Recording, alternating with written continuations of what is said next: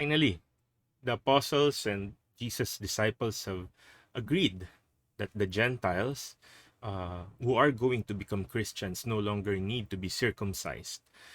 You see, for the past few days in our first reading, they have been debating and discussing whether the Gentiles who are going to become Christians should be circumcised or not. And some are saying they should not be circumcised anymore, or some are saying if they would be Christians, they have to be circumcised, which was a requirement for the Jews. If you're going to become a Jew, you have to be circumcised. That's the sign of the covenant.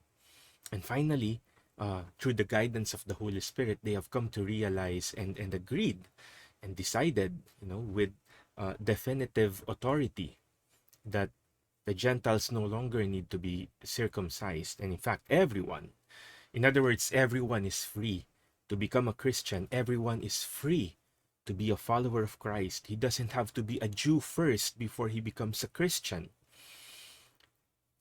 But is that how we think in our future, in our present day? How many times have you said, I don't want anything to do with that sinful man? I don't want anything to do with that poor boy. I'm so rich. I only want to be with the rich people. Or if you're poor, sometimes that's why you don't understand the faith because you're so rich.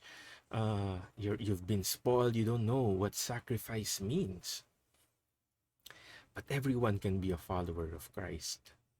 Of course, we all have to follow His will, but everyone is welcome, to start following Christ. Everyone is welcome to start loving Him. Everyone is entitled, has the right to be invited to come into the kingdom. Brothers and sisters, sometimes we think we are better than others. Sometimes we judge others for the wrong things. Let's not be like the early apostles who thought that, what we think is right. But instead, let us be guided by the Holy Spirit through the church that Jesus left us with, who is guided by the Holy Spirit. Everyone is welcome. Everyone deserves to know, receive the love of Christ.